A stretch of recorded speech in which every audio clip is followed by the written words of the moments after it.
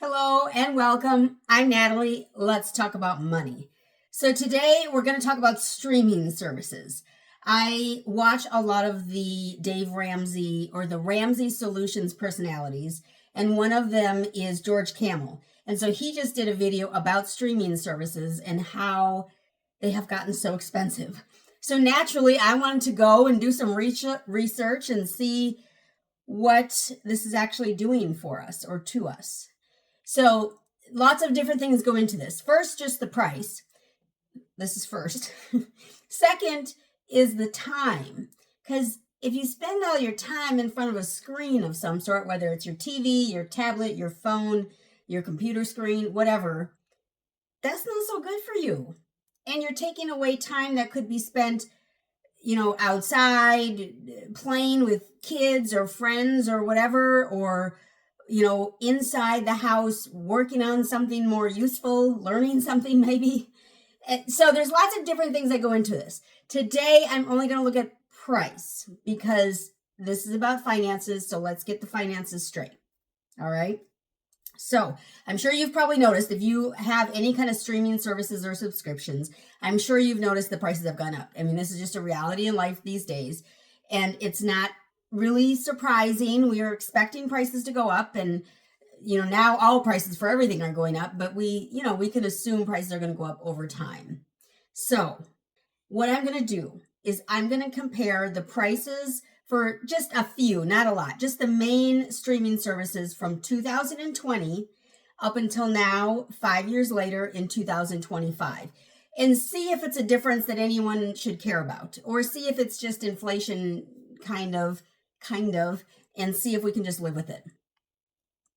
So I looked at 3 different streaming services. I pulled the prices from 2020 versus, again, the prices of 2025. This is according to Google.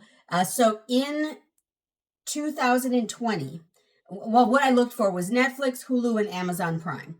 So Netflix in 2020 was $12.99 per month. If you had no kind of deal, it was just the average going price, $12.99 a month. Hulu, same thing, average price, going rate, no deals, $5.99 a month. Amazon Prime Video, no deals, no specialties, $8.99 per month. So the 3 of these different streaming services were a total of $27.97 per month. Okay, so $27.97 for those specific 3 streaming services. Now, if we fast forward 5 years, and now we're in 2025, and now this is what we're all paying right now. And ironically, I do have Hulu and Amazon. I don't have Netflix, but anyway. So Netflix now costs $15.99 per month, which is an increase of 23% in just 5 years. What else have we purchased that has increased by 23%? Can you imagine if a car increased by 23%? That would be craziness. How much would it be if I bought a $40,000 car in 2020? How much would that be if it were a 23% increase? If I were to compare a $40,000 car in 2020 versus now, 2025, and it was a 23% increase, that car would now cost me approximately $49,000. That's a $9,000 difference. It's a $9,000 difference. And cars have definitely gone up. I haven't looked into the price of cars in terms of what the difference is, but for streaming services, are you worth 23%? I don't know. So the next one is Hulu. So Hulu is now, the going rate is $7.99 per month, which is an increase of 33%. Now, there's workarounds for all of this, but let's just go through the pricing for now. And then last, I have Amazon Prime Video, which has gone up to $10.99 per month, which is an increase of about 23%. So for those 3 streaming services, we've got a monthly total of $34.97, which if you add it up or do your math or whatever, that's a difference of approximately $7 per month or approximately $84 per year. And so this is why that's important. Okay, $7 a month, that's one Starbucks drink, or that's one kids meal at any fast food restaurant, or one drink if you go to the bar, or one drink if you go to a restaurant. It's not crazy money, but it's just extra. It's just extra money that you didn't have to pay 5 years ago. Okay? So now look at it this way.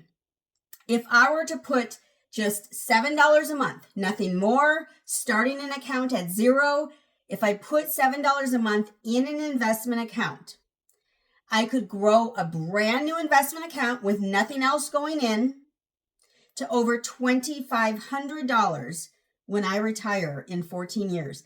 I'm trying to retire. I don't want to work for the rest of my life. I'm trying to retire. I need every penny I can get. That $2,500 can buy me almost a month of expenses. Okay? So $2,500 is what I have thrown away by instead using these services, just the extra cost in the services. Okay? Now, of course, those aren't the only 3 streaming services. People have 5, 10, 20 streaming services, or subscriptions for that matter. So some of the newish, they're not new, but they're newish. One of them is Disney Plus. So Disney Plus right now is marked or priced at $6.99 per month. Again, no specials, no discounts, just the average going right, $6.99 per month. And HBO Max is priced at $14.99 per month. And just those two alone, that total is $28.98. $28.98. So if I were to add these 2 services added on to the previous expenses I already had, which are Hulu, Amazon, and Netflix, and I add Disney Plus and HBO Max, I would be spending approximately $63.95 per month on these 5 streaming services. That equals approximately $767 per year on these 5 streaming services. Now, $63.95 per month. Again, it's not, a crazy amount of money, but if you're broke, if you're in debt, if you're living paycheck to paycheck, that $63.95 could go somewhere so much better for you. Either paying off debt, or creating an emergency fund, or putting it in an investment account, which is where I'm at. So I'm not in debt, and I'm not paying off a mortgage or anything. So the $63.95 could go directly into an investment account. So if I shaved a little off, and I'm going to put $60 into an investment account, and earning just the average of 10% annually, which is, I'm a little over that now, but on average, you're going to get about 10%. I would have over $21,000 when I retire, doing nothing more than cutting out these random subscriptions and streaming services, $60 per month. And not adding anything else, not starting with an investment account already set up, starting at zero, just adding $60 per month. I retire in 14 years. I'm going to, because I have given myself no other choice. But when I retire, I would have over $21,000 extra that could support me for months, many months.